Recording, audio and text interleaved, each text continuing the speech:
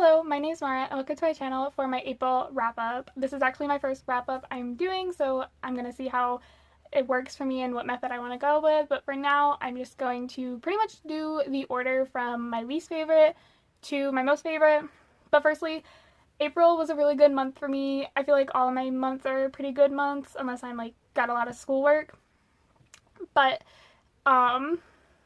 I did actually venture outside my comfort zone a little this month, which is very surprising for me. And I read two thrillers slash horrors, which I actually really like. So I'm just going to go with these two first, and then that way they're kind of out of the way, and then into my more romance books, obviously. So the first book on this list is Comfort Me with Apples by Catherine M. Valente, I believe. I really enjoyed this book. It was very weird and different for me. Usually something I probably wouldn't like, but I actually liked it because it did have an ending that I like. It had a solid ending for me, so that saved it.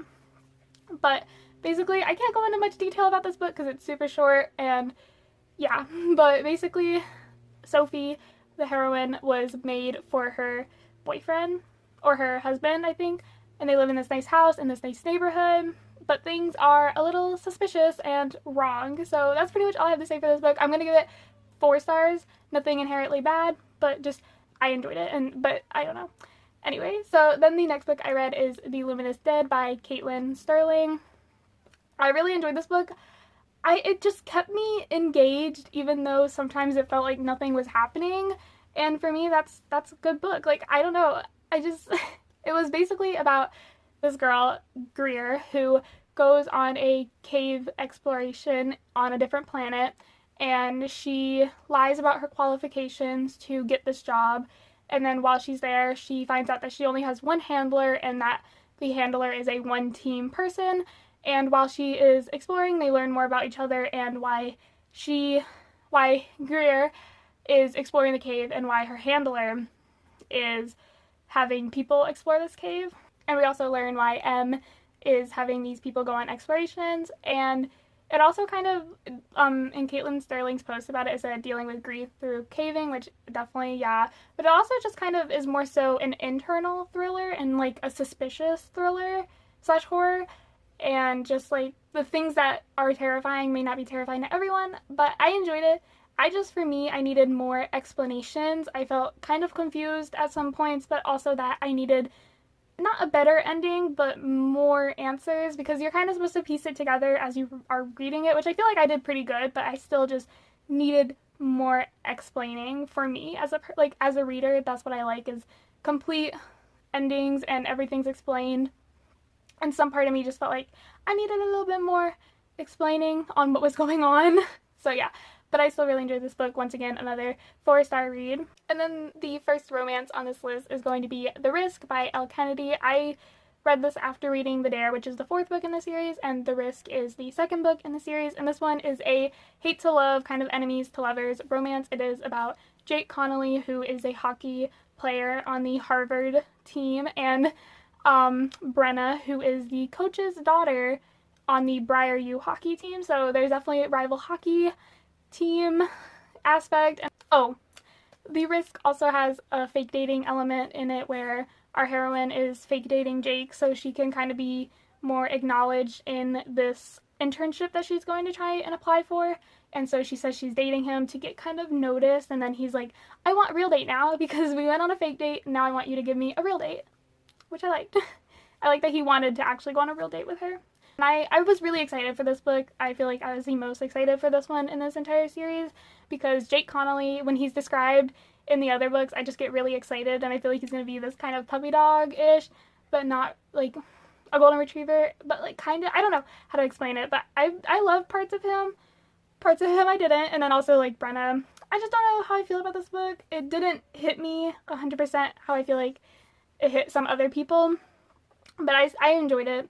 So I'm going to give it 4 stars once again. I don't rate much, I don't rate many books 3 stars because that's just not how I am. But if I did, I would probably say that's 3.5 rounded up to a 4. So yeah. And then I read The Dare. I read The Dare before this, like I said, but I would like this one a little bit more. And this one is about Taylor and Connor, who Taylor is a sorority girl. She lives in a sorority, and she has a really good friend and then another person that they do not get along with at all for reasons. And then Connor, who is on the hockey team at Briar U, and he kind of moved here from California, and he has a past there that he does not want people to know about in Briar because Briar U is full of all these rich people. And then Connor is at the sorority house that Taylor is in, and it's a party, and during it, Taylor gets dared to seduce him, and so she tells Connor to come up to the room with her and pretend to be intimate, and he agrees, but then he found it really enjoyable, so he now wants to fake date her. And yeah, I really enjoyed this book. I did. I really liked it. I thought it was cute. There are things that obviously I didn't like, but I did like how he was like California boy. He also was very cheerful and like sunshiny. I don't think she was like grumpy or anything, but she definitely was more introverted, where Connor is really extroverted. He's very extroverted. He likes to be the center of attention, so yeah. He's also a playboy. Very big playboy. And then moving on to probably a surprising one at 4.5 stars is Beach Read by Emily Henry. I don't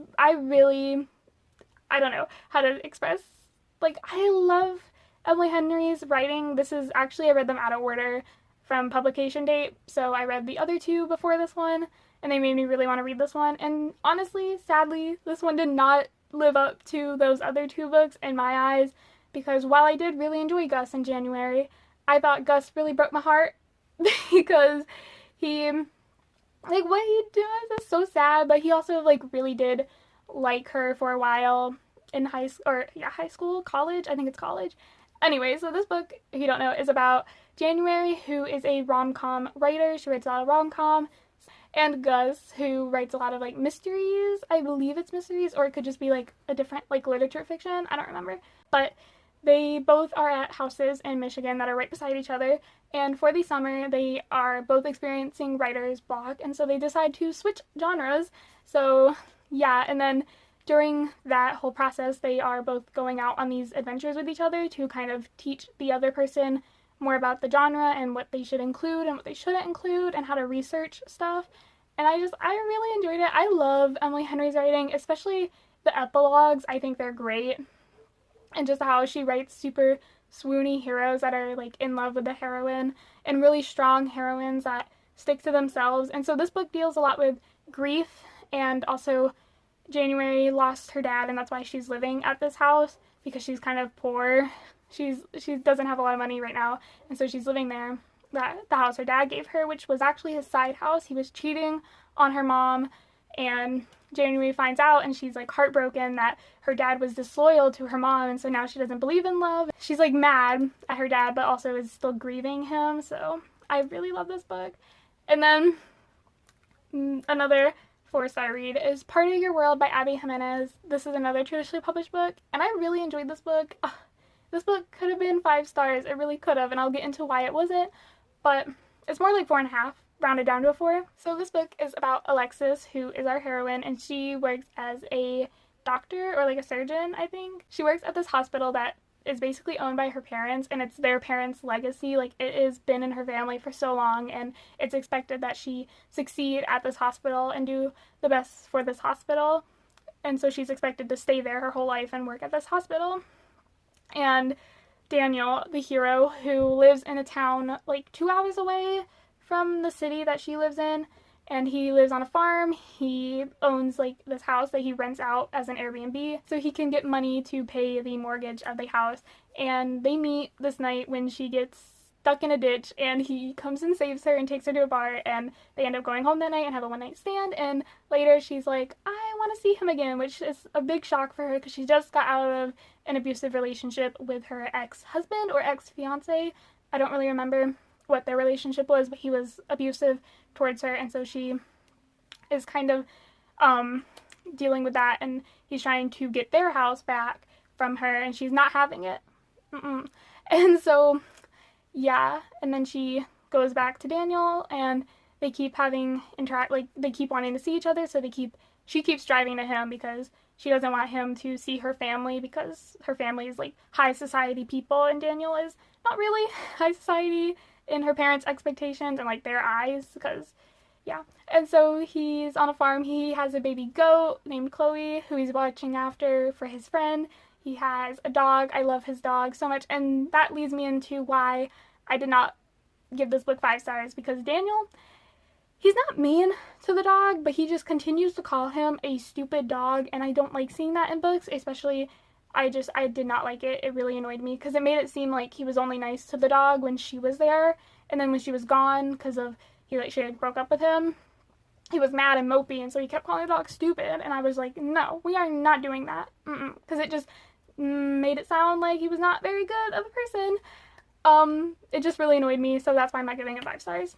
Even though it was great, like I loved it, it was swoony, but I cannot do that because he kept being mean to the dog, whether it was in his head or verbally out loud. I did not like it. Okay, now moving on to the 5-star reads of this month.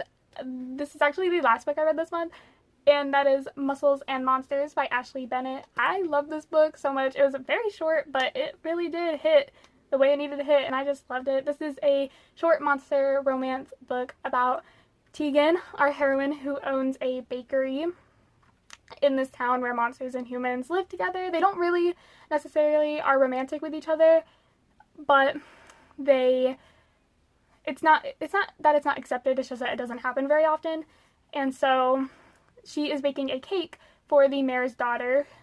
I believe it's his daughter, but I could be wrong, who is marrying a monster, and so this is a really big event for her. And while she's hauling the cake into her little van type thing, the cake falls, like part of it falls, and Atlas comes up and helps her move it, and he's like, if you ever need me to come pick up a cake for you, just come over to my gym right down the road. And she's like, the next day / the night, she's thinking about him, and she decides to join a membership at his gym.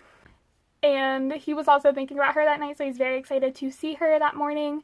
And she signs up for his gym, and it's so cute. He becomes like her personal trainer, and I just love it. This is the perfect book for me, honestly. It had such a sweet hero. He was so sweet, and I love him. He's a Wolven, and I love him. He's so sweet. I love it.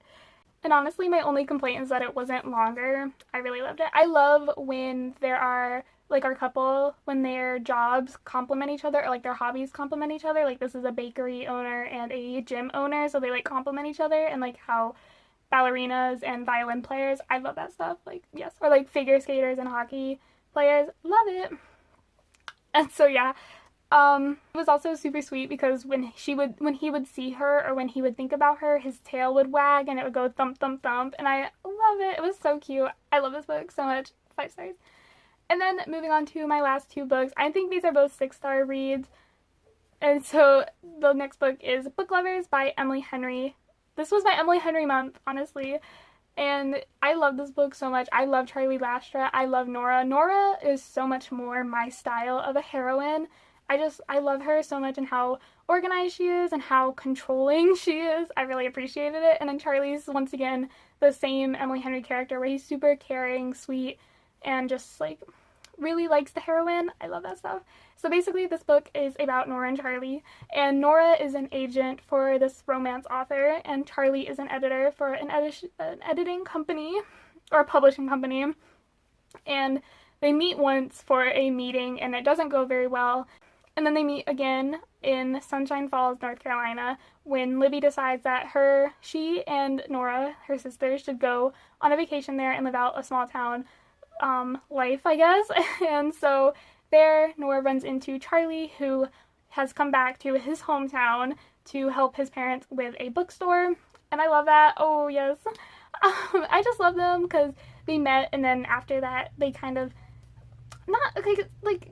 it's not like an Emily Henry book where they constantly see each other before. Like, this was a 2-year gap from when they both saw each other last, and so yeah, I just love it because they keep meeting. Nora and her sister decide to help Charlie's parents' bookstore because it is kind of in need of some help, and it was one of the things on the list. And I just love this book. I love Charlie and Nora. Charlie is so sweet, like I said. Anyway, I don't have much to say on it besides the fact that I love it. Really good, yeah. And then the last book, which is my favorite book of the month, is The Pool Boy by Nikki Sloan. I'm actually very surprised that I love this book as much as I did, because the heroine, it's an age gap where the heroine is the older of the two. But so this is about Erica, who is married to this man, and during her birthday she decides that she's going to surprise him at his office, kind of in a sexy outfit. And when she gets there, she finds out that her husband is cheating on her with his boss, and so she divorces him. And then she kind of is going through this period of not believing in herself, or not really believing in herself, but just not feeling as sexy as she should, because her husband has like denied her this a romantic experience for a long time in their marriage. And she gets a bit of her confidence back and decides to be topless in her own yard. And when she does that, she discovers her pool boy, Troy, is actually there and is looking at her. And then she runs away, and Troy, the hero, is her best friend's son. And so he's been cleaning her pool for a while now, so she does know him. He's not like a complete stranger. And he is very excited about seeing her topless. Let me tell you, he is such a simp. He's very excited. He's like, okay. And so things get steamy from there, like, kind of immediately, and I love it. And it's just so good because there's actually more to it than just the steaminess of it. This is longer than the first book, The Doctor, and so there's more kind of other things that happen in the relationship, and I just love it because, like I said, he is such a simp, and he, like, helps reassure her about herself, which I loved, and just that he's been, like, crazy about her for so long, and he's now finally being able to express that to her, and I love it because he's literally a simp. So that's why this book is my favorite of the year. I thought it was amazing, and yeah, so that is it for my April wrap up. I hope you enjoyed watching. Hope you got a book recommendation maybe. And yeah, I will talk to y'all in my next video. Thank you so much for watching.